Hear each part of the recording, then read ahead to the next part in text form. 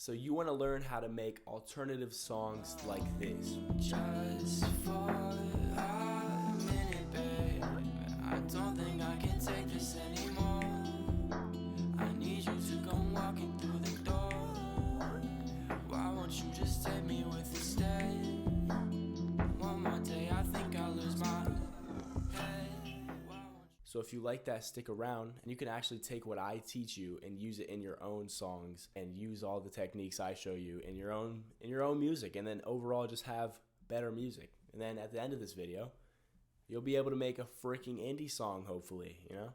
Let's just get started. Let's just get into it. On this specific song, I used FL Studio. I mean, I usually like dabble between FL and Ableton. I'm kind of moving towards Ableton now, but whatever DAW you're using, you should be able to use the knowledge I give you across all DAWs. I mean, you can use it on anything. It's just knowledge, you know? First things first, what I did with the song is I added a pad.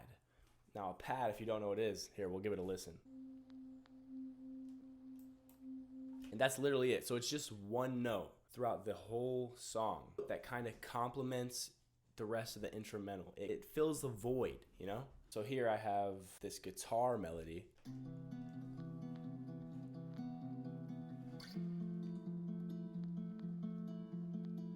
So this one kind of sounds like I took my mic and I recorded my acoustic through my actual microphone. But if you guys don't know how to make instrumentals, if you don't play any instruments, that's completely fine. Just stick around, or you can skip ahead to where I'm doing vocals, because you guys can easily find an indie type beat online, and then you can just use the information I give you for vocals on the beat. For you who do like making your own instrumentals, you can just stick around and I'll show you what I did for this song. Then, let's see. So it seems I kind of layered it.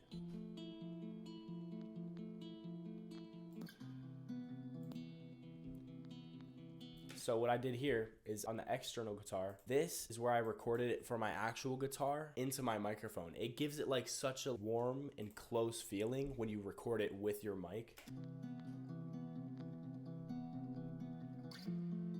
versus when I actually plugged it into my audio interface. This is what it sounds like. So when you add them both together,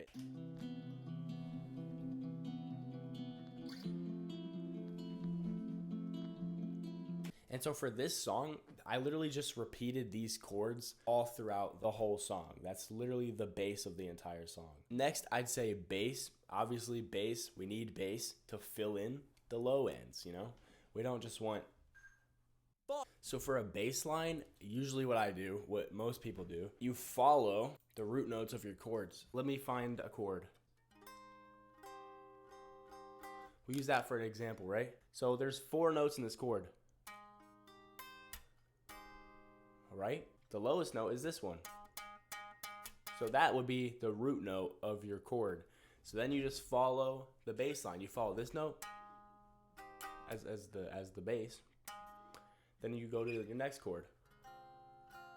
You do that root note, deepest note. That's typically what it is. That's all I did. I found a bass sound. So this is what the Keybase plugin looks like. I got it for free. Even the default sounds are super good on it. So this bass, I highly recommend. I use this one a lot. I'm sorry, I skipped over it. As far as my guitars, what effects I used on those, I use EQ. Obviously, I cut out the low ends. Usually everything except the bass, 808, and kick, you know? You want to cut out the low end. Not too much, but if you have too much low end on your instruments, everything will get super muddy. I raised up the highs a little bit, added some reverb. This is basic fruity compression reverb. Pangement. So on here, I've slightly pitched it one guitar to the left, okay? And then on the other guitar, I slightly pitched it to the right. This right here, this area right here is the pitch. Instead of having both guitars clashing right in the middle, when you separate them a little bit, it gives it more room, and they just complement each other way better. It's much nicer. That's pretty much what I did for both of the guitars. So now it's time for my favorite part. Probably the most fun part of this track was the drums.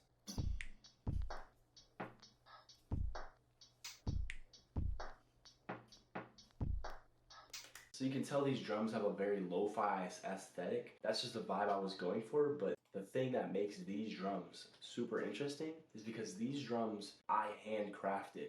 I took my microphone, went around my room, and I like snap my fingers or I bump a table, and basically those are the default sounds that I used. For example, let's find the snare, right?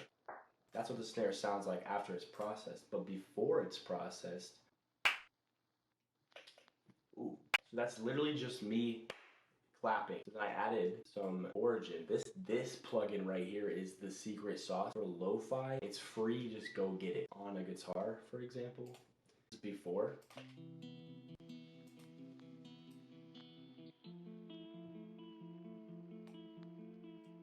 It's got this.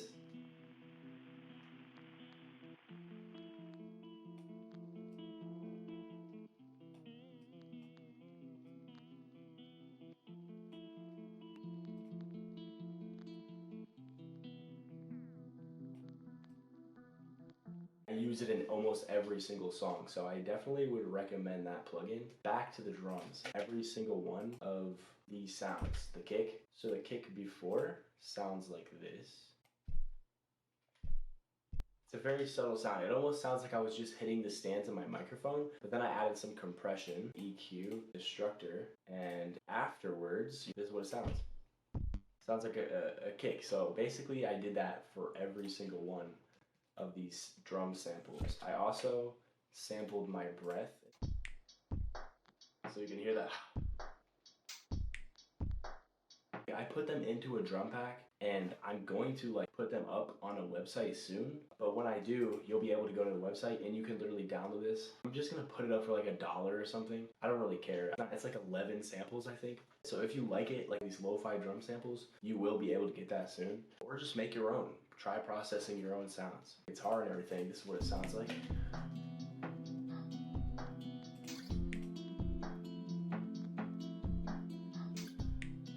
Plus the bass. Fills in that low end. That is a vibe. So next what we have to go over is transitions, and that's basically it for this instrumental. And after that, it's vocals. Transitions. This is what that is. These little risers and crashes in between. We'll see how much of a difference it makes though. Before. Now after. It's basically glue for all your different components of music. Everything that makes a song, it glues it together and makes it sound more smooth. These specific ones that I used in this song are also going to be included in that pack that I was mentioning. So keep your eyes peeled, subscribe obviously. I basically just added these all throughout the song whenever I felt like they needed some, and that's basically it. So now, vocals. Fun. This is the fun part of all music. This is gonna be real funny. Listen to the raw vocals. This is what my vocal sounds like, the main vocal. I've been waiting for too long, hoping that you'd come crawling back into my arms. On this one, there's pitcher. This is auto-tune basically. I usually keep it like around medium. I'm just using the default auto-tune in FL for this one. I keep it around medium. I don't want it like too crazy. Compression. Dude, I'm not going to explain compression right now. If you want to know how compression works, I have a whole chart over here, but I suggest looking it up. EQ'd out the low ends, up the high ends, goodizer, limiter, maximus, reverb. You know, I add some real open reverb. Then I added some ozone. This ozone basically makes it sound like I've been waiting for too. It pretty much just stereoizes it. It like widens the range. Well, then what I did is I layered the main vocal with a higher vocal. Don't laugh. Do not laugh. Do not laugh.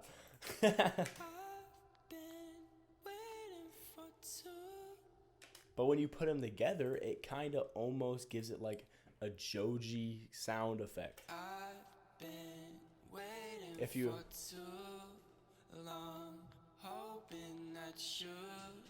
And obviously the theme is like heartbreak. I think that's a really popular topic for a lot of music, not even just alternative indie. So let's hear what it sounds like without all the effects You don't want my love. in the mix. Leave me alone. Just you don't want my love. Just leave me alone. Just for a minute, babe. You can hear how it like completely changes the whole thing. So these are just like ad-libs basically.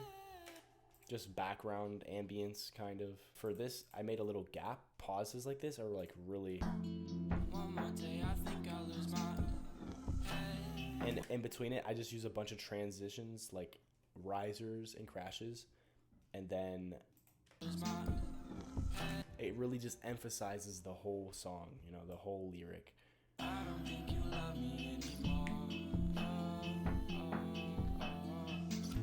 So for the outro here, what I did is I just added... I basically doubled down on guitars, and then I added this lead guitar, which has a really weird effect from this guitar rig effect preset, free as well. So if you want to slow down and copy those vocals, like that vocal chain, you can do that. My vocal chains that I use now on Ableton are a lot more complex, which you will see. I'll make more videos. This is just an older song I made. But yeah, this is basically my thought process going through making an indie song. This is basically how I get through it. This is what I do. Just waiting for love. I hope you took something from that. I hope you learned something, at least get some sort of inspiration for the instrumental or something. If you do like this song, there's actually a full version out. It's my song. If you don't know, I don't know how you wouldn't know already, but it's on all streaming platforms. So I'll link it to the description. If you like that, go check it out, support it. I appreciate it. I hope you enjoyed. Do this stuff.